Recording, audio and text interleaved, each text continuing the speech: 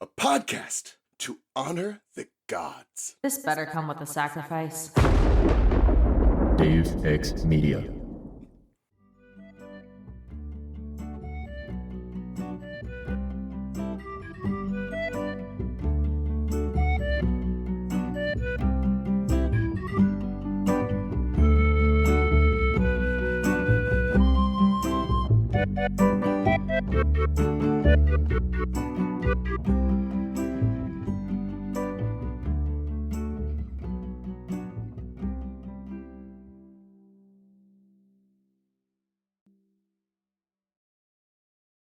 The council was held around a ping-pong table in the rec room. Dionysus waved his hand and supplied snacks, cheese whiz, crackers, and several bottles of red wine. Then Chiron reminded him that wine was against his restrictions, and most of us were underage.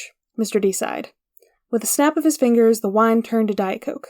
Nobody drank that either. Mr. D and Chiron, in wheelchair form, sat at one end of the table. Zoe and Bianca D'Angelo, who had kind of become Zoe's personal assistant, took the other end. Thalia and Grover and I sat along the right, and the other head counselors, Beckendorf, Selena Beauregard, and the Stoll brothers, sat on the left. The Ares kids were supposed to send a representative too, but all of them had gotten broken limbs, accidentally, during Capture the Flag, courtesy of the Hunters. They were resting up in the infirmary. Welcome to Of the Eldest Gods, where we discuss Rick Riordan's role as our godly parent. I'm Ray from Cabin 12. And I'm Charlie from Cabin 13. And I'm Christina from Cabin 3.5 specifically. 3 3/4. 3 3/4. Fuck, Harry Potter fool! You don't get a do-over. It's too funny. That's fine. Never do it over is my MO. Just always barrel right on through. Great. Perfect. Starting off on the right foot. We did it, folks. We did it. Thanks for being here, Tina. We love you. It's so good to see you both again. Like we saw each other 10 minutes ago. Yeah, it's nice to see you again. For a very fun bonus episode.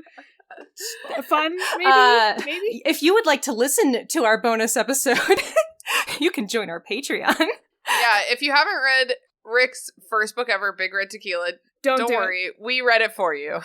Hey! She said the thing. I said the thing. You said the thing. Yeah, just don't read it. Let us... You guys are too mean to that book. It's... I'm just so glad you liked it. It's not fine, but it's also fine. Okay, anyway, listen to the episode. We're not going to talk about it anymore. Yeah, we cannot keep talking about that book. I will just continue. Okay. We will combust now. We actually read a chapter of Percy Jackson. Wow. Are you all surprised? I am, personally. Personally? Personally. Oh. Yeah, I don't like it. Was that a groaner?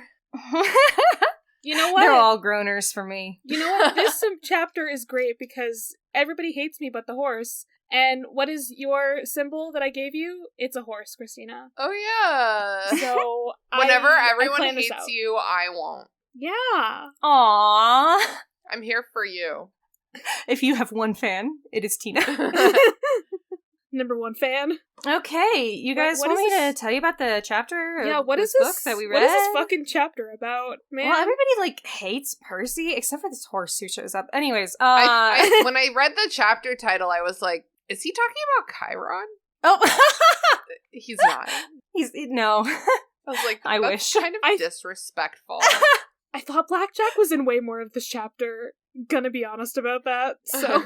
I feel like most of this chapter is the everybody hates me, and then at the end we get a little, but this horse, you know. I feel like all of the Percy Jackson chapter titles are like that. It's like a whole chapter happens, and then at the end, one wild thing goes down, and that's what the chapter is called. Or, sometimes it's just whatever the weirdest thing is in the chapter is. It's we get directions from a chihuahua, and it's that's just one scene in this whole chapter. That's a good title, though. You gotta use what you got.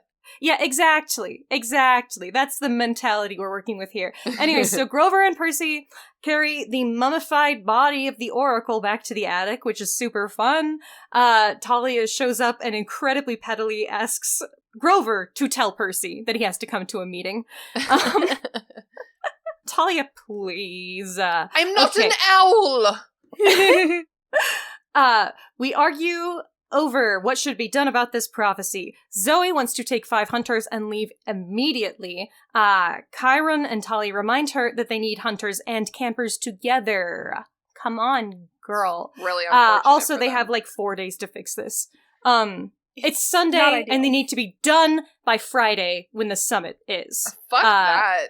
Fuck that and deadline. so they have like 4 full days. That's not even enough to, like, prepare. Yeah, no, it sucks. Everything sucks, actually. Everything is awful.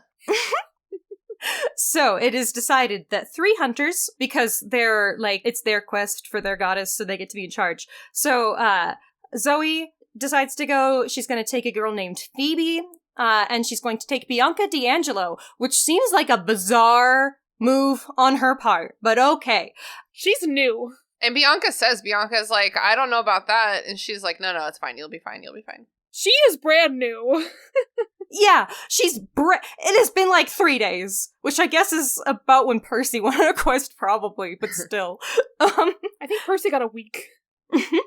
And then Talia obviously volunteers, and Grover volunteers. He would like to help Artemis. He also mentions that he thinks that Pan might be stirring, so he obviously wants to get out and questing.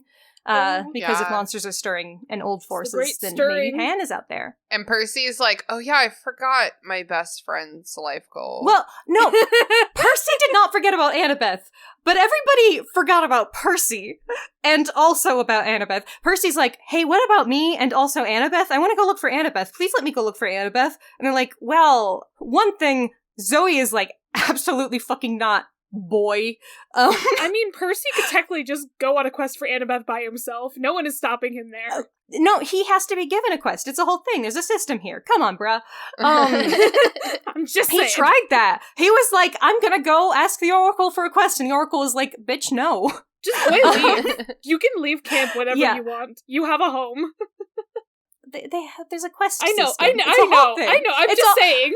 Okay, we have to talk about this later. I'm summarizing. It's a long summary. So Percy's like, hey, I want to go. And they're like, no. And Chiron tells Percy to call his mom, which is always what adults say. They're like, go call your mom about it. Percy's mom is weirdly cool about him doing dangerous crimes, like going off to try to save Annabeth by himself. She's like, go save your girlfriend. Go do it. She's like, I know you'll do the right thing for Annabeth. And he's like, such a weird energy for mom. And Percy has another Annabeth dream in the same location, and she's being crushed by stuff. She looks pretty bad. And then Artemis is there, the goddess in chains, the girl, and she saves Annabeth from being crushed by whatever. And there is somebody there who is not, what's his face? Kronos. Fucking big bad Kronos. Percy is woken up at 5 a.m. by a Pegasus. His name's Blackjack, and we love him so much. He is a funny little guy, and he tells Percy he has to go do a sea rescue. Apparently, this is a regular occurrence. I am delighted by this. And there the chapter ends. Excellent summary. Thank you very much. I worked so hard on it, as you can definitely tell. We were talking about the other podcast, because we just recorded the other podcast, the bonus episode. Mm-hmm. My brain is fried. So if the energy's weird, that's what we all just did. The energy is always, weird. We're always okay, yeah, that's true. If you're listening to this podcast, you expect weird energy. Also, Percy's energy is weird in this chapter. This is true. Yeah. It's very true. He's touching dead people and getting left out of stuff, and he doesn't know why he cares so much that Annabeth is missing, but it really pisses him off. Okay, he wants to go save his friend. And nobody else, because he's like, I can't, the hunters don't care about Annabeth. Grover's preoccupied with, whatever he's preoccupied with right now. And Talia. Oh, okay. Well, I have more thoughts, but I can't do them. We're gonna do the close reading in order. Sorry, I will just keep talking, so stop me. You're doing a great job. I'm bad at stopping people talking, okay? I don't want to interrupt you. Let's... Charlie, move the podcast on. Charlie. I will! Charlie, start your section. Charlie, Save me! We need you now more than ever. I'm sorry, I like that bit too much to stop you from doing it. Oh, alright. Well, this week's, in case you missed it, but thank you. That's gonna be real out of sync. Ooh, real cute how you make that noise every single time. I tried so hard to find something that was relevant to this chapter. Yeah, we don't get a lot of info. Because there are things that are mentioned, but I want to save them for later. So, based on the title of this chapter, and the Pegasus at the end, which I thought was more relevant. Oh, there's a Pegasus in it. That works. Yeah, so I wanted to talk about Bellerophon. Oh. He is actually the hero that you see who rides the Pegasus. It is not Heracles, it is not Perseus, it is Bellerophon. Interesting. Also sometimes called Bellerophontes. Would Disney lie to me? Disney always lies. Actually. What he do? Well, he was a hero.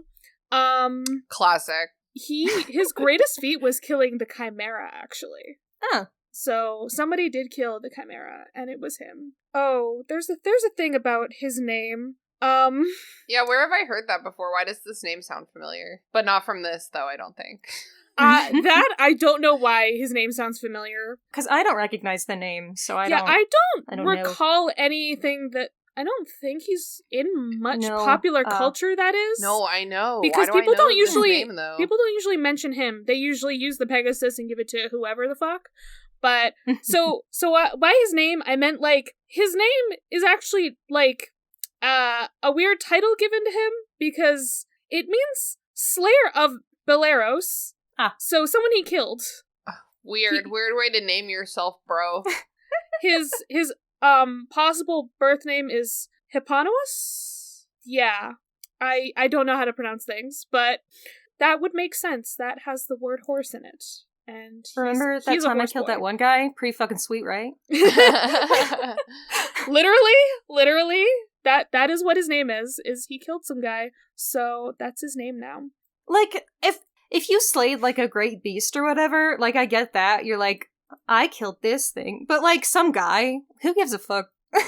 But his dad is also always a sea god. It's either Glaucus or Poseidon. So, again, so it makes sense he gets winged horses, because that's a Poseidon horse thing. boy Excellent. Powers. When you're in mythology, you get the power related to your dad, and, horse boy powers. Way better than water powers, right?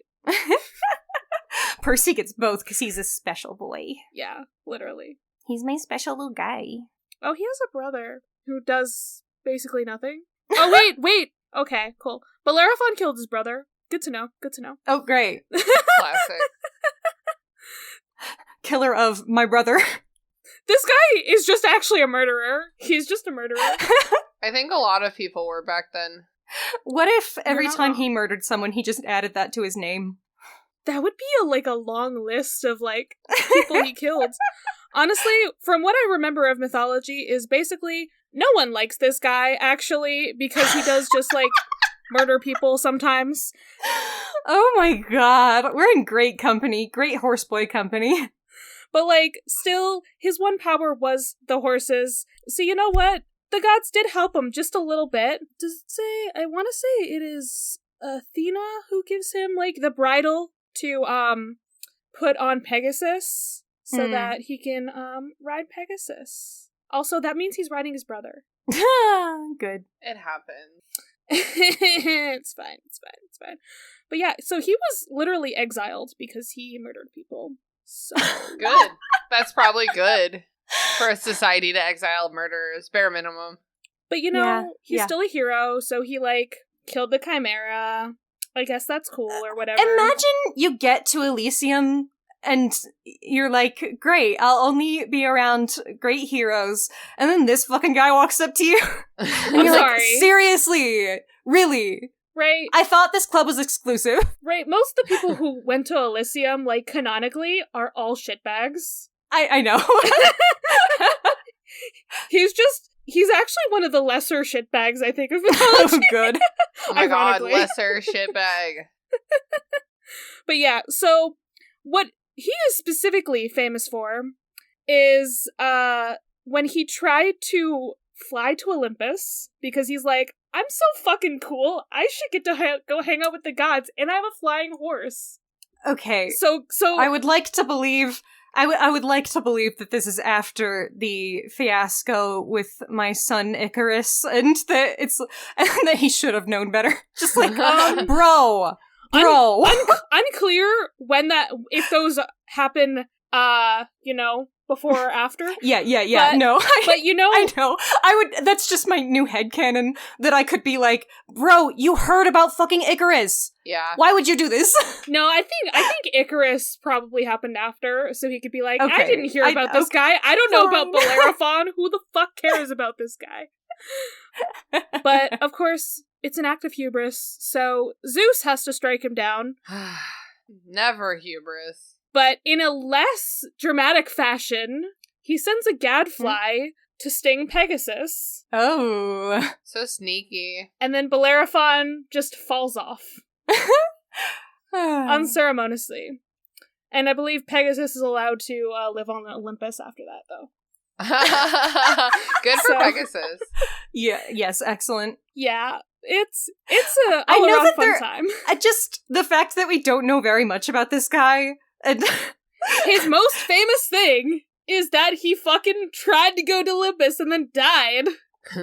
Yeah, it's just, sometimes you just gotta pick a Greek hero to be like, damn, what a fucking idiot, and just roast him mercilessly. That's every Greek hero. And I'm glad that we all could decide to do that today. Every Greek hero. Yeah, but this one's like really asking for it. Yeah. Like I said, I just think this related to the chapter title very much, because everyone hated him, but his horse. So Pegasus is like, you guys, it's my brother. Like, I know you didn't want him to come to the party, but like, I can't just leave him at home. Like, he's a true bro. And, he's got like a saddle on me and stuff, so. Pegasus, real bro. We love him. Alright, let's talk about this fucking chapter, my dudes. Alrighty. We gotta start with them carrying the fucking oracle, because that's comfortable. Yeah, that's rough. She walked like all the way out into the woods, right? But like can't be fucked to walk back. She's just like, I did it. I'm good. Good night. I imagine she also just like crumpled to the ground, like when she stopped spouting the prophecy. 100%. So like, I'm just surprised that she didn't, break a limb off. How old is this woman? Yeah, for sure. Especially and Percy knocks her her head. And the book says bonk, which is like one of my favorite words of all time. Bonk. Yeah, I don't know. I'm just imagining her as like, I don't know, some kind of like weird zombie thing. No, wait, I'm specifically picturing Zombie Island. Like those guys, where like their heads can fall off. That is what I also kind of think of when I think of her. Like, she's mummified, but she's not like wrapped up. She's wearing a sundress. Like, exactly like the tourists who come out of the swamp in Zombie Island. Exactly. That is the picture. That is the image. And like, so specific. They can pull their heads off like by accident in that movie. So like, that's definitely what happened here. And like Grover and Percy had to like pick it up and just be like, nobody saw that. Let's get her upstairs. Yeah, I don't know. I just imagine her limbs falling off because oh no. This is a dead person. Okay, so Grover, during this scene, is like, I want to be out there, and Percy's like, oh yeah, looking for Annabeth? And Grover's like, oh right, Annabeth. I 100% forgot. Okay, but I love this sentence. I felt kind of selfish, because I'd totally forgotten about Grover's life ambition. Like, yes, that sentence is so funny. Yeah.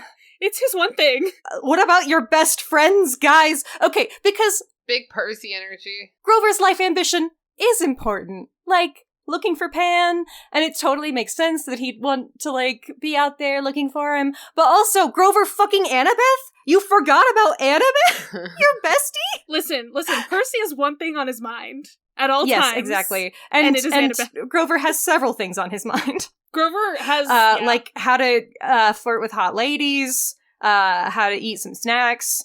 And Pan. I don't think it's flirting with hot ladies. I think it's stalking hot ladies. I'm still anti-Grover right now. No, I wanted to talk about it later, but Grover has such a bad showing throughout, like, this whole beginning of this book.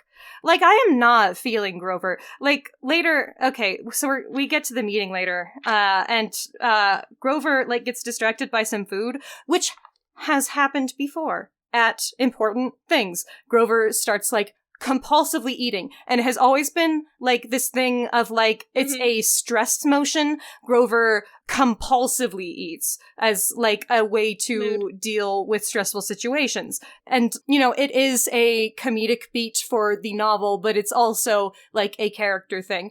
In this one, Grover is like, ooh, snacks, and starts, like, eating snacks, and that is not brought up. It does not feel the same at all. It feels like he just legitimately got distracted by snacks. And I feel like I'm sick of the boy. I love Grover. He is not written well throughout, like, any of these chapters so far. He's not pulling his weight. This is Grover's bad book. This is his awkward. No, phase. We don't like him right now. Sorry, Grover. This is not your book. Aww. Yeah, it's my boy. Please, we can do better. I want him to go find Pan. He needs to go do that, and, you know, not be on the quest. Yeah, he's obviously got his mind on other things. Yeah, I don't know that this is the best quest for him, but they do decide to take him because he knows a tracking spell. Apparently he got better at the pan flutes, and he can do, like, a third song. So thank God that he got better at the pan flutes. Yay! Like, more songs. That's character development, I guess. But is it another Hilary Duff song? It better be. Oh my God, I forgot about that. I will never forget. I personally love we already mentioned it, but, like, the Thalia saying, "Tell Percy to get his butt downstairs." And she pretends not to hear him. Like, can we just, like, read that fucking section? Because, yeah. Percy asks why, and Talia says, "Did he say something?" And he's like, he asked why. God, that is the pettiest fucking... Like, how old are they at this point? So like, annoying. 13? Like, she's, like, almost 15, is that it? Or I can't remember. Yeah, she's 15 going on 16. Okay. Talia, you are too old for this behavior, my girl. And Percy's 14. Yes. Mm-hmm. And Sally's like, you're big enough to make your own decisions. No, but also I just remembered that Talia has also been a tree for a few years, so she's like 12, mentally. Yeah, we've done this math before. We definitely did. It's literally, I made a tweet about this, it's the math girl, like, meme, like, trying to figure out her age. Yeah. It's like, so she's mentally this age inside, but she's this many years old, but physically she's this age. It's no bueno. Okay, but, you know, actually, a lot of what Talia does is more forgivable to me if I remember that she's actually 12 and not 15. Yeah. Her behavior, she's really lets her emotions take over sometimes. She's had trauma. Like she's allowed. Mr. D tried to make them all drink wine. Oh, yeah, he just, like, summoned some, and then he's like, oh, fine, it's Diet Coke now. But nobody drank it anyway. Nobody drinks the Diet Coke? That seems so weird to me. If that's the only option, I think people would drink it. Well, no, I don't think anybody's eating anything except for Grover. He's just, like, there eating ping pong balls covered in Cheese Whiz. Wait, is this the first time we see the council? Yes, I believe so. I don't think that we've ever had any, like, a whole meeting like this before. Yeah, I don't think so. Okay, cool. Because I remember it so much in, like, later stuff, but I do love the council is just, like, I imagine it's in the basement. Like, they say the rec room, but I'm like, this isn't, like, the basement, you know, of the big house? Yeah, I imagined it in a basement, too. Did it not say basement? Did I invent that? It just says rec room, so I'm just like, I don't know. I imagine you just feel like the rec room should be in the basement of the big house. It does. You know, it's not like one of the nice rooms upstairs. It's like... Yeah. It's the dark, dank basement, and that's where they're all chilling for this, like, party that's not actually a party. They're supposed to be serious. And then there's, like, a whiteboard that somebody drew cartoons on and butts. But, like, there's also some actual battle tactics up there. You know the vibes. You know the vibes. I see. I do like getting to, because it's Chiron and Mr. D and all of the cabin heads, cabin leaders, whatever they call them. And so it's really interesting seeing all of these people. Counselors. Counselor. I think you're right. How many counselors do they actually have? It's Beckendorf, Selena, the Stoll brothers, because you can't separate them. Zoe and Bianca, because that's her personal assistant now. I guess. Thalia and Percy, because they're the only ones in their cabins. Oh, right. Because none of the Aries kids can come, and I guess nobody's in any of the other cabins right now, so I forgot that it was winter. Yeah, that makes sense. And then I also Grover, forgot it was winter. because I guess Grover represents the satyrs? I don't know. Well, I think that they just take Grover to stuff, you know? Grover's the +1. I don't know. Well, for one thing, the satyrs should be represented, and so should the nymphs and the dryads and everybody, but, you know, who cares, whatever. But they're not included, but Grover goes anyway, because he wants to try to be involved. Yeah, I don't know. But it was nice to see Selena and Beckendorf, and, you know, like, they've been mentioned before, but it's nice to, like, see them again. Get a few more scenes with them. They're here. Yeah, I'm with you. Yeah. Gives camp more personality to have more campers. I love that Chiron's like, where are you gonna go? Bianca's like, west! Guys, there's a lot. There's a lot in the west. They're There hunters. sure They're like is. Rangers. They'll figure it out. Actually, I'm imagining this being Dora the Explorer now. Where are we going? West! Zoe, the Explorer. I love Zoe. Zoe is great. Mm-hmm. She's so sweet, and the way that Talia marks her old-fashioned language use, I think, is very rude. You shouldn't comment on how people talk. She also says yours sometimes. Talia is in her rude bitch stage right now. Talia, rein it in. Talia? Zoe is not your enemy. Thalia is a hot topic girl. She's gonna be mad at everyone no matter what, okay? But also Zoe sometimes says you and your, so I don't know why she's having trouble now. I think just inconsistent writing. Well, yeah. I feel like it's like a code switching type thing, where it's like sometimes she slips back into her old accent, you know. Maybe like when she's mad? Yeah, exactly. Yeah. Or she's just pretending to make it difficult because Talia's being annoying. She's probably just being a bitch right back. I support that. Yeah. So, Mr. D's excited that they're gonna die. Or at least someone's gonna die. Oh, well, no, he says he's excited about Pinot Noir. Mr. D has an excellent showing in this chapter. I applaud him. I love him. He's so fucking funny. He's very funny. Yeah. Like, he's not even, like, actively malicious in this one like he is sometimes. He's just, like, sitting there, like, okay, you guys have your little meeting. And he's like, you guys want to take campers? Sounds like people are gonna die. And Karen's like, bro, whose side are you on? And he's like, I'm just saying. Just saying.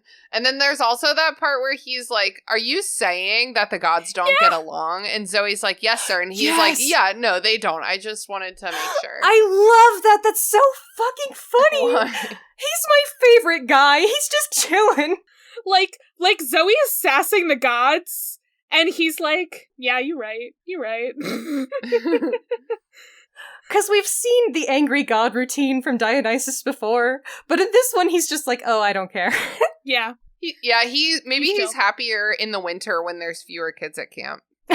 You are probably entirely right. Like, his patience sense. hasn't been worn thin by, like, all of these children. Mm-hmm. I wonder, they do not mention his kids. They probably go home to their mom during the year. Yeah, that's true. His No. boys. No, I'm sad now. They're not here. No. That makes me very sad. I don't like it. He'll be alright. Just to headcanon, I bet that they live somewhere further south, and so it's warmer down there, and so they can keep growing stuff over the winter. And Good. yeah, so Very good. Good stuff. So what do we think about the fact that Artemis needs to be at the solstice or the gods can't decide anything? That sounds like a little bit too much emotional labor for just one gal. Yeah. yeah. But also, you know, they're probably not wrong. Like, It sounds realistic. we know for a fact that these gods fucking suck. Yeah, they're probably not wrong, but I'm team let them burn, dude. If they can't figure it out on their own. Bro, we are all burning. Bro. Would you save Western civilization? Yeah, whatever. They'll figure it out. The problem is that these are our leaders, and we did not duly elect them. We cannot vote these guys out of office. Oh. We No. have to deal with their bullshit. That sucks. And the only thing that we can do is try to manage it. They're bananas. And Artemis is apparently she seems mostly reasonable. Yeah, and I wonder how maybe because she, like, goes out hunting and, like, doesn't stay in Olympus, like, she has been able to stay more down to earth very literally and also very figuratively. She hangs out with the people, you know? She's been where the people Yeah, are. she literally hangs out with humans. Like, they're immortal humans because she made them immortal, but... I think, like, the only god or one of the only gods who doesn't hang out with mortals just to fuck them. She hangs out with them as friends. Yo, she has intellectual conversations with them. Yeah, she chats with them. Incredible. Yeah. Good shit. We love her. Yeah, so the fact that Zoe wants to just take all of the hunters and just like, fine, we'll settle with 3. Okay. My best friend has, like, a big, very beautiful tattoo of Artemis on her thigh. I should send y'all a picture and you can post it on your Instagram. Please do. That sounds cool. Yeah, it's one of the coolest tattoos I've ever seen. It's so awesome. Artemis is good. So they have to follow a monster, and that's why they really need a small group so they don't, like, you know, scare it off. They gotta... Right, we are following a trail. That's why we want the best tracker and the hunters. That's why we want Grover, and that's why we want a small group, so that we can go fast and unnoticed. Mm-hmm. Yep. Also, the fact that they try asking Dionysus if he knows what the monster is. He's like, I'm a young god, guys. Did you forget that? Dionysus is so good this chapter. He's like... The best. I don't keep track of all that old shit. I believe that even if Dionysus, like, maybe he could have brainstormed better than this, but he just didn't want to. Yeah, no, absolutely. I fucking love him. But literally, it is canon. He is the youngest of the Olympians. Guys, don't ask him. Ask someone older. Like, Chiron? Chiron. And except Chiron's always like, let us pray that I'm wrong, and then never explains what he's thinking, even though he's always right. I know. He literally does that in this chapter. What an Bro, asshole. please. I love Chiron because I'm so used to Dumbledore, whom is a very obnoxious character to me, because he and everyone act like Dumbledore's, like, this smart guy who's, like, doing all this cool shit, but, like, Chiron I don't think plays for 1 second. Chiron's like, oh, I'm not gonna tell you. Like, Chiron's like, well, I'm not doing this. Like, I can't take care of you. Like, what do you want me to do? I'm in a wheelchair. Like, I have to stay here. Like, I just think that Chiron is, like, I think Chiron and Dumbledore are really similar characters, but people give Dumbledore so much credit. Yeah, Chiron's more of, like, a real character, too. Chiron's just like, I'm here to teach you how to not die. Anything else, I'm probably just not going to tell you. Like, you can ask, but I'm not going to tell you. Dumbledore is all like, I'm mysterious and whimsical. And Chiron's like, I'm just a guy. I'm doing my best. Dumbledore is not like other girls. And then Chiron puts curlers on his tail, so... Yeah, exactly. He's just a guy, and he's trying his very bestest. Yeah, so those lines, we get further description about these lines. Stay out of the desert, because someone's gonna be lost in a land without rain. Yeah, it's so funny to me that earlier they're like, we have to follow the prophecy, so we're gonna send 5 people, and it's gotta be hunters and campers. And then they're like, but we should avoid that part of the prophecy specifically. And it's like, guys, it's going to happen. Prophecies. No matter what, it's a prophecy. Guys! Prophecies stay happening. Did you not watch Kung Fu Panda? Sometimes on the path that you take to avoid your destiny is what leads you to it, or whatever the line is in Kung Fu Panda that's a lot better spoken than that. Thank you for your wisdom, right? So we don't know what the Titan's curse is, but Chiron and Zoe clearly do. They looked, and they were like, nope, not saying anything. Chiron says that he even wanted to go, because it's, like, a really important quest and stuff, but there's the last part is, like, somebody's gonna die at their parents' hand, and Chiron's like, oop, I should probably stay here. Yeah. Yeah. No, not doing that. Do y'all remember, did y'all have that game when you were younger, or perhaps this was before your time? But I used to have this game called Don't Wake Daddy. I have heard of that. I don't remember what it is. It's like you go around the board and like something like every time you go, you have to like press his alarm clock or something. And it's like this mechanism of a dad in bed. And if you accidentally wake daddy, he like sits up. And I have a lot of trauma about that game because my dad would wake, if you were like, Daddy, I need you in the middle of the night, he would wake up like really hard and scared and like barrel out of bed. Oh no! But anyway, so I feel like that's what Chiron is doing right now. He's like, don't wake daddy. My God. I'm just gonna stay over here and hope Terrifying. that he doesn't notice me. Yeah, so Percy and maybe Thalia are wondering, what if our parents killed us? Because, that prophecy, we don't want that to happen. Yeah. That darn prophecy. And, okay, Percy being like, maybe I should have gotten him that tie for Father's Day. So that's exactly, I forgot we're not doing our Big Red Tequila episode anymore, but that's like the exact kind of thought that Trace Navarre from Big Red Tequila would also have. We decided that Trace Navarre is Percy Jackson if his dad was a cop and he was Texan and he knew Tai Chi.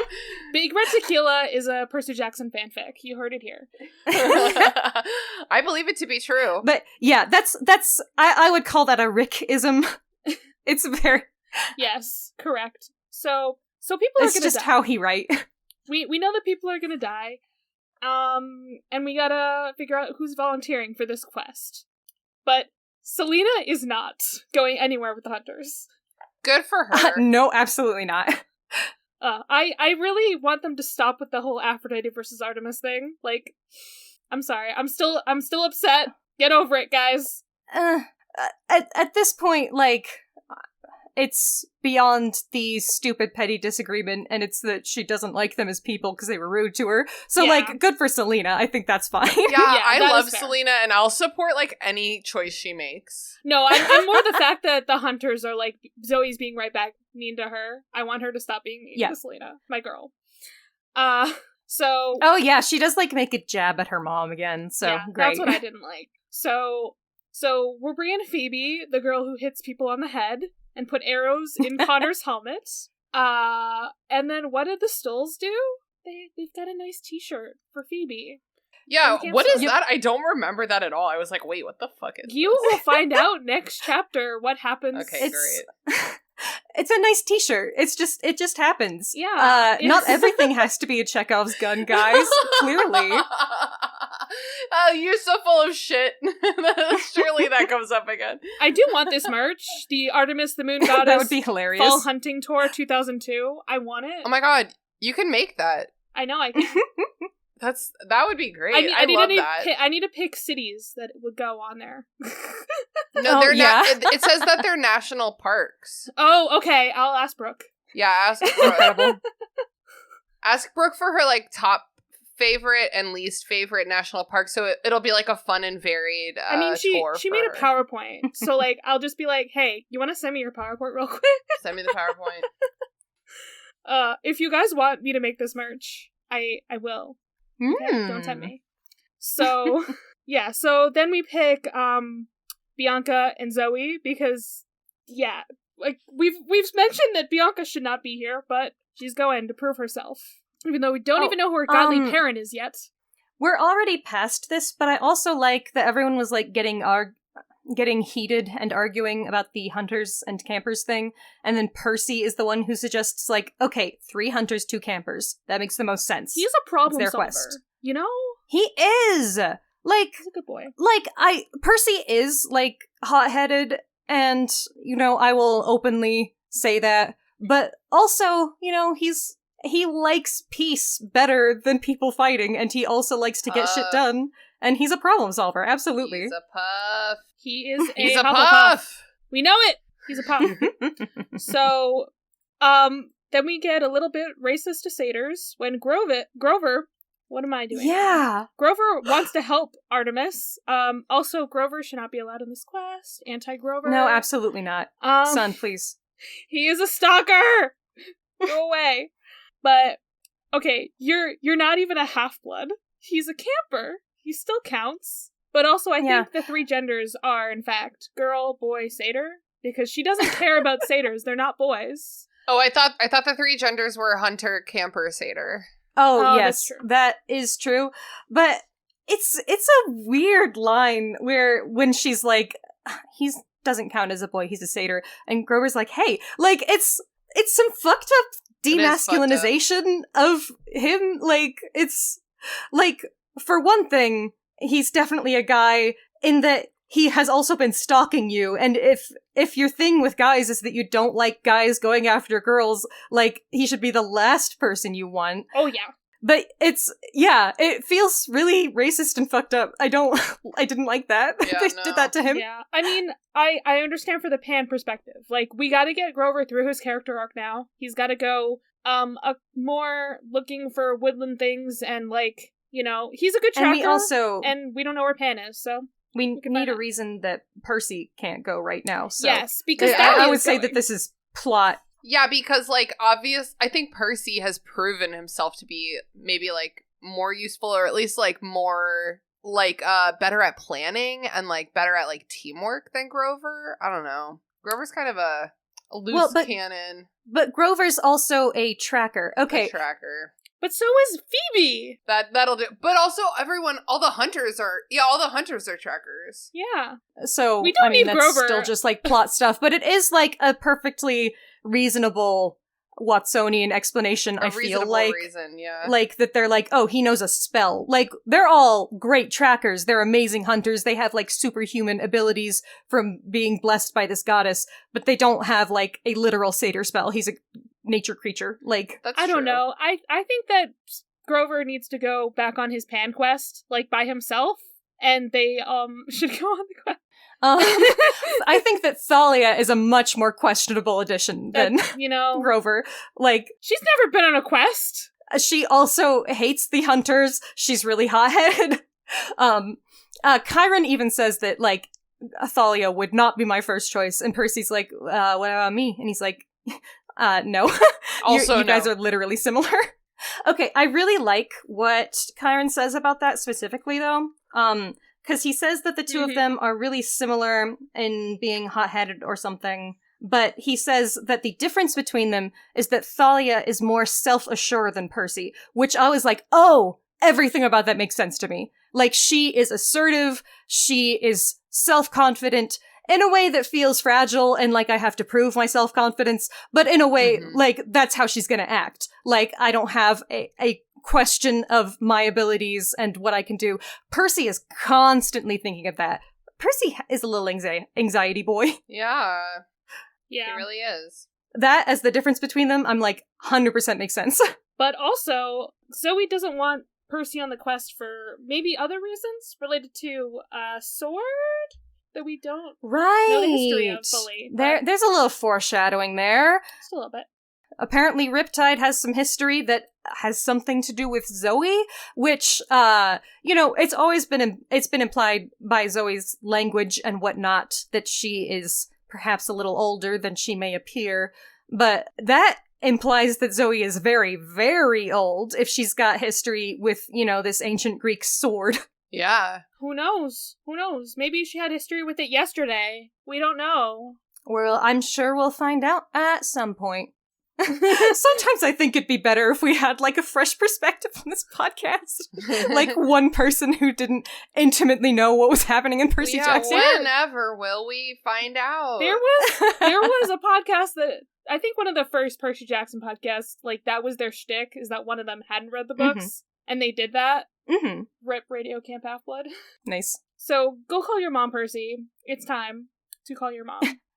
Yeah. Chiron tells Percy he should just, like, go home for the rest of the winter. And Percy's like, okay, I guess. Basically, Chiron was like, fuck off. You don't need to be here. Let's talk about my favorite character now. Mr. Blowfish. Blowfus. Paul. Okay, you mentioned to me once, I can't remember if it was on podcast or not, but you said that Paul Blowfus is supposed to be like Rick's self-insert character? Yes. This is what I've That heard. is hilarious, especially because he's described as like movie star handsome. He looks like an undercover cop on television. And he's banging your mom, dude. It's so funny.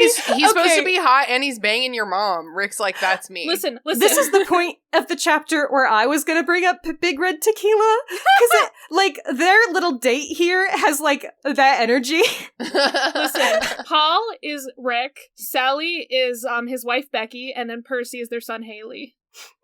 Which is very That's sweet. literally how it works. Okay? You're welcome. But yeah, they're just on a little date. It's so cute.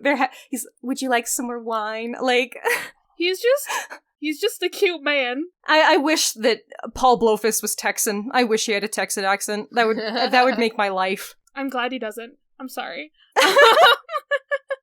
But, I'm glad he was also so oblivious to not notice the Iris message that Percy did. Yeah, like, what the fuck? I definitely would have noticed that.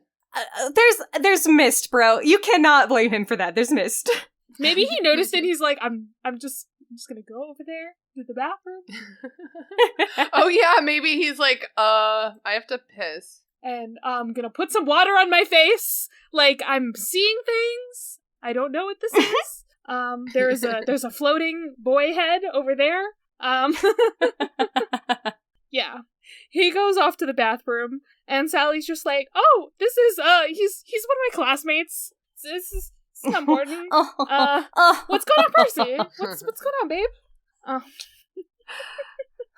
Oh, Sally, I'm so happy. Like, okay, I forgot that this is a spoiler-free podcast for a second. Oh, and that we're all just like talking about Paul Blowfus, like, Paul Blowfus, our guy, our dude, our man. yeah. Listen. So, like, don't worry about it. He's just, like, in his house. Don't worry about it. How about this? From the fact that I said he's my favorite, you can understand what that means from there on.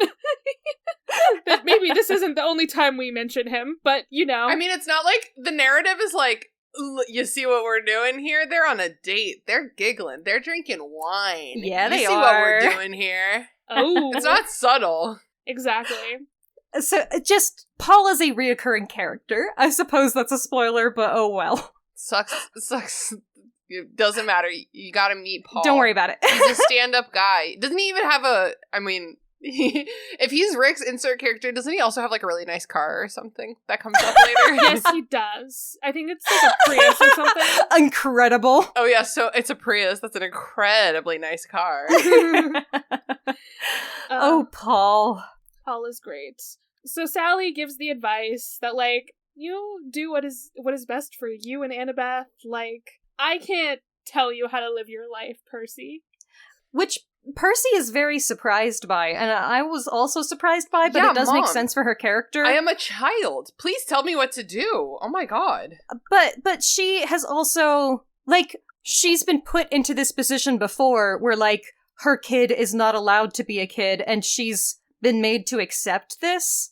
And so she's like, I trust you to do what is right, because I know that you've had, like, Percy has had responsibility thrust upon him way before he should have. He shouldn't be doing any of this, but it is the reality. And he is a powerful demigod.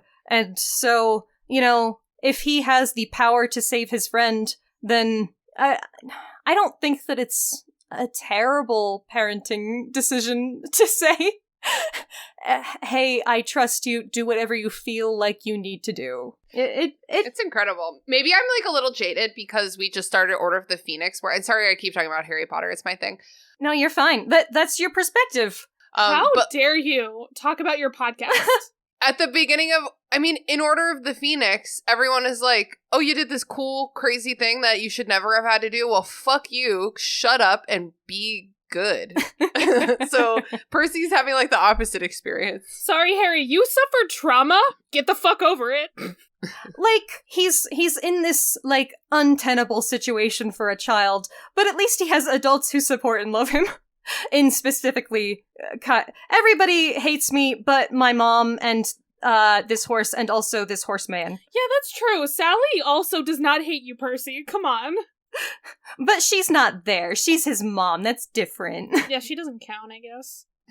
So, You're- dream time. Yeah, when your mom's like, I love you, sweetie, you're like, that doesn't count. So, like, 100%. You birthed me. You don't count. You have to love me. All right.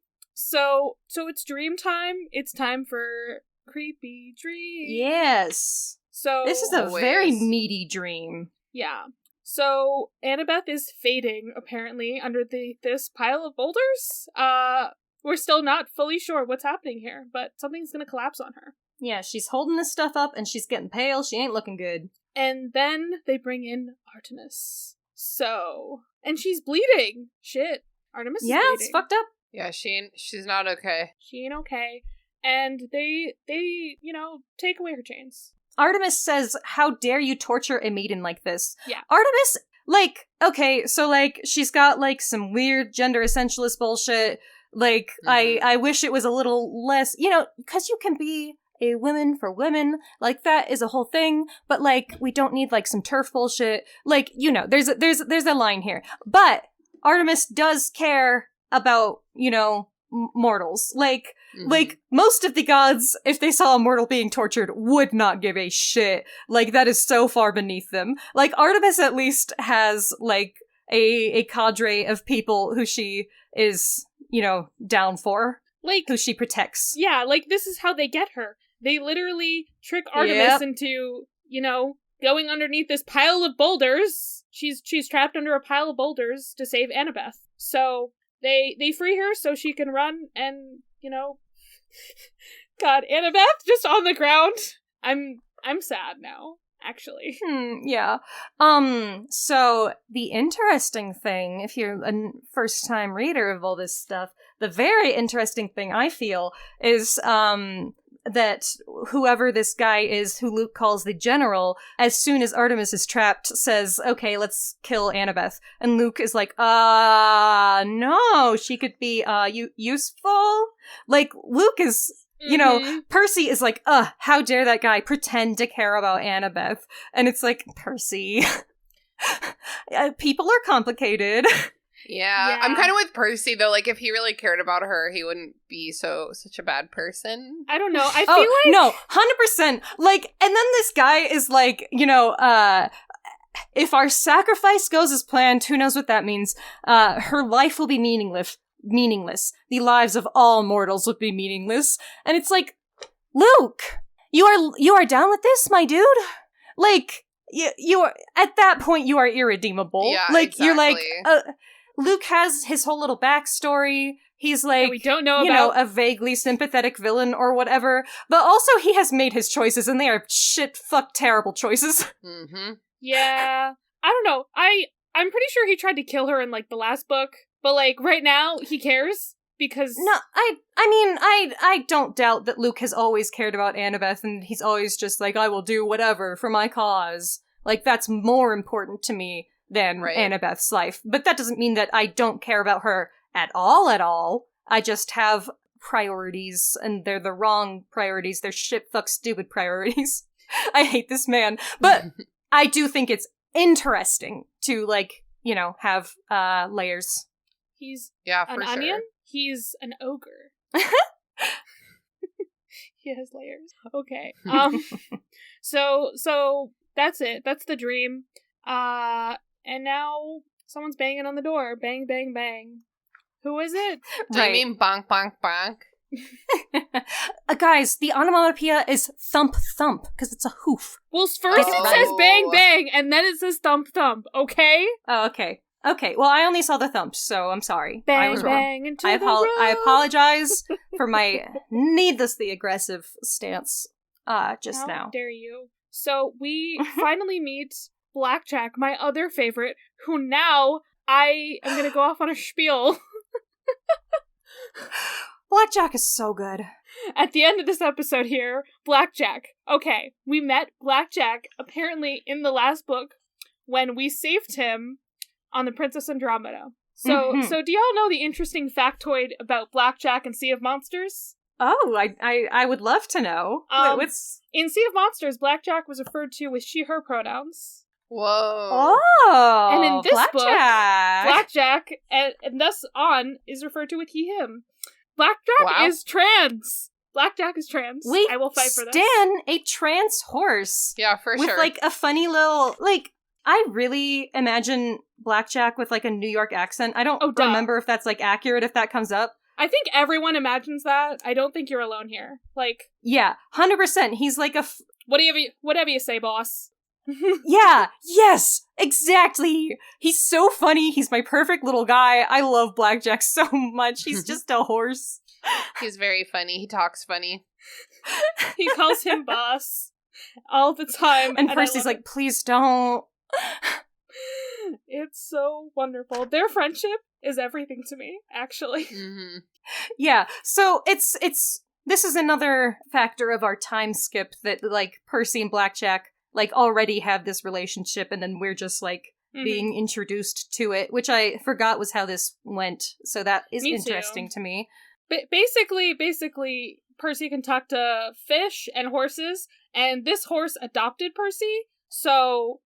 he's like, you saved me, boss. I owe you a life debt. You're my guy. Yeah. You know what? He is the donkey to Percy Shrek. Yeah, he is. That's literally... You saved me? I'm going to follow you around now and ask you to do stuff with me. Come on, let's go. Let's go. Yeah, it's true. I need someone to draw Blackjack being like, in the morning, I'm making waffles. He's his loyal steed. Every line Blackjack says is good. You know, Blackjack, you're supposed to stay in the stables. Meh, the stables. You see Chiron staying in stables? Like... Yes. Exactly. No. Anyways, also knowing that the hippocampi, who we have befriended before, now they ask Percy for favors. They'll ask him to come save sea creatures. And obviously Percy does it, because he's a big softy. That's my boy. Yeah. He's a pa. He's a pa. He'll help anyone who asks. Yeah, and I love that so much. Yeah. That is also the difference between Talia and Percy. Like, Talia's a good person and will go out of her way for her friends, but at the same time, if a horse woke Talia up at 5 a.m. and was like, come to the beach right now, Talia would be like, absolutely the fuck not, and close the door. I think, so the difference between them is that Thalia is a Gryffindor, Percy is a Hufflepuff. That's true. That's where we go. Yep. I swear, I want to imagine that Blackjack and the hippocampi, they're cousins, so they just, like, chill out sometimes. Aw, yeah. And that's why he's talking to them. So Percy leaves to go, and he grabs the Yankees cap, because he thinks he's not going to come back for a long, long time. Dun dun dun! That's such a cheesy line. Middle grade books, it's my very beloved. cheesy. This is why I love middle grade and not adults. Ugh. Okay, we did it. We did it. And if you guys don't have anything else, we can go to our recommendations, which I forgot about, so somebody else go first. Yeah, I don't have anything else for this chapter. I enjoyed it, but it was about, like, lots of different little things, you know what I mean? Mm-hmm. So it didn't feel very, like, cohesive, which is fine, because it's kind of just, like, a transition chapter, yeah. Yeah, we had a lot of little scenes. It's just one chapter. Yeah. I keep saying that, like, not a lot happened in this chapter, which, you know, it's because it's the beginning of the book and we're doing setup. So. And also because it's winter. It's true. Nothing happens in winter. Well, I can do my plug first. Yeah, why don't you go for it. Why don't you do your plug and also where people can find you on the interwebs? Yeah. I don't know. Can I do that? Is that okay? I'm Christina. Find me over on the restricted section. We just finished Order of the Phoenix. Nope, we just started Order of the Phoenix. I was about to say. You wish you were finished with it. I wish we were finished. Yeah, I so do. But yeah, you can find me over there. And today I'm going to recommend, Panic. I'll recommend the Bob's Burgers movie. I fucking love it. You've definitely plugged that on several pods. Yeah, whatever. Hashtag worth it. Nice. I think I've chosen. I remembered what I wanted to talk about if you're not ready, Charlie. Okay, you can go. Okay. I on YouTube, Snapcube, Penny Parker, that's a person. She does some real-time fandubs of games. Are you guys aware of this? No. Fascinating! In the circles I run in, the memes are legendary. So, okay, if you haven't seen these, please, for the love of God, you need to look up at least one of these. They're so fucking funny. Penny and a lot of her friends get together. Some of them are professional voice actors, and they do improv where they watch the cutscenes from a game, and in one take, they voice all of the characters. And, you know, they're not trying to follow the actual plot. Some of them have never even played this game before and have no idea what's about to happen. They are just making a bunch of shit up. It's really funny. They get better at it every time, too. Like, they're crafting more and more. So, mostly, they've done a lot of Sonic games. Of course. My favorite is probably the Sonic Riders one. That one just goes to some places. But just recently, we got the Shadow the Hedgehog real-time fandub. They decided that one guy is the devil, and that the plot is that he wants Shadow to sin so that he can become a middle manager in hell. And what the fuck? Then they keep doing time travel, and then by the end they've decided that the devil has a parasocial relationship with Shadow's Twitch stream. I have so many questions right now. Yeah, it's so good. It's so good. Please check these out. Yeah, I 100% recommend those. Yeah, I was thinking, should I do those? Everybody's heard of those by now, but if you guys haven't seen them, it's worth it. Watch them. I don't watch almost any YouTube, so I wouldn't have heard of it. Okay, yeah, if you like improv, like, also dirty improv, because it's funny to make Sonic characters say, like, stuff. So, warning for sexual themes, I guess, since this podcast doesn't normally have those. Sometimes when we talk about, you know, the other kind of myths, but today I didn't have one of those. Yeah, you know, they're very silly. I think they're, like, hilariously funny, so. Good shit. I'm gonna, well, you know, I've been making the rounds on all the PJO podcasts. I'm gonna plug a PJO adjacent podcast. It's called the Monstrous Woman podcast, and yeah, they talk about some fun shit. Like, they literally evaluate the portrayals of, like, women in like media and, like, myths and stuff. Like, they specifically talked about, like, some of the, like, Pasiphae and Medusa, and they talked about a few Harry Potter characters. And I think they're doing other stuff eventually, but, like, yeah, so far it's just been, like, myth stuff and then Harry Potter-ish stuff, and yeah, just you know, talking about why women are usually painted as monsters in things, and analyzing those kind of tropes. Very, very interesting. I was thinking that sounds great to me, because I love a fucked up lady. I love a woman who's a little gremlin. A woman who is a horrible creature. So I was gonna say a woman who could like kill me, like, you know, very easily. Yeah. It's pretty fine. I'm okay with that. Well, that sure has been this podcast. Thank you for being here, Tina. Thank you for having me. It was an absolute pleasure. I love this book. It's a fun one. It's one of the better ones. Well, now I guess y'all can get out of my fucking cabin, because I know you all hate me, except, you know, the horse. I tried. I'm sorry. I tried! Nice. You calling Tina a horse? Bro.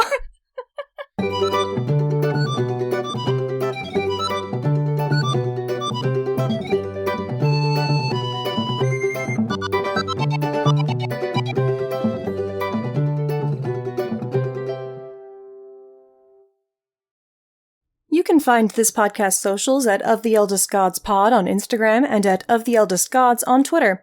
You can send an iris message to us through oftheeldestgodspod@gmail.com. If you'd like to support us financially, join us at patreon.com/oftheeldestgods. By becoming a patron, you can join the Deus Ex Media Discord server, where you'll be able to chat with us and other listeners about episodes and anything Percy Jackson related. Our $5 Patreon tier also gets you access to Against All Odds, our monthly bonus show. There we'll talk about a wide variety of topics, which usually have something to do with mythology. No promises. You can check out our merch store on TeePublic to find custom designs made by Charlie. Or, if you cannot or do not want to support us financially, we'd really appreciate a rating, a review, or letting your friends and followers know how much you love the podcast. That really helps. You can find me, Ray, at HeyHeyRay, spelled R-A-Y-E, on Twitter. If you want to hear more from me, check out Barbie Movie Slap, a podcast where my co-host Ted and I discuss Barbie's cinematic universe. You can follow me, Charlie, at GreenPixie12 on most platforms, but on Twitter, I'm at GreenPixie123, which I'm totally not salty about. I also have an art Instagram that I sometimes use at GreenPixieDraws. I sometimes do the YouTube thing on my channel Charlie Mack, that's M-A-C-K, and I also have another podcast on the network called Fandubs Gone Wrong, where my mom and I talk about movies, TV shows, books, whatever other fandoms we enjoy. You can find that on all the major podcasting apps. Our music was written by Isabel Strauss-Riggs and recorded and edited by Ian M. Riggs. You can find Izzy at Kann_I, that's I as in the body part, on Instagram and Twitter. She also currently makes video essays on the YouTube channel Kann. Feel free to message her about making music for your project or editing your podcast. Of the Oldest Gods is proud to be a part of Deus Ex Media, which features great podcasts like The Restricted Section, a chapter-by-chapter Harry Potter pod with lots of spoilers all the time. What's up, potheads? We're the Restricted Section, a raunchy, rowdy, rambling, unabashedly pro-trans rights Harry Potter book club podcast hosted by a bunch of nihilistic millennial assholes who are desperately clinging to childhood fantasy as a way to escape the monotony of our 9-to-5 work culture and the inevitable extinction of the human race at our own hands. Isn't it wild that this book series was spontaneously created by the gods and has no actual author?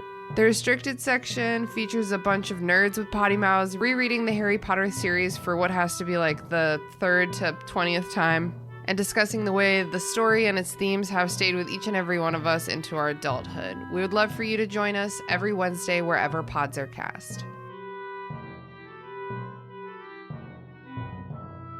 Of the Eldest Gods is based on the series by Rick Riordan. Right now we are discussing Percy Jackson and the Olympians. Remember to follow us on your favorite podcatcher and meet us back here every Thursday.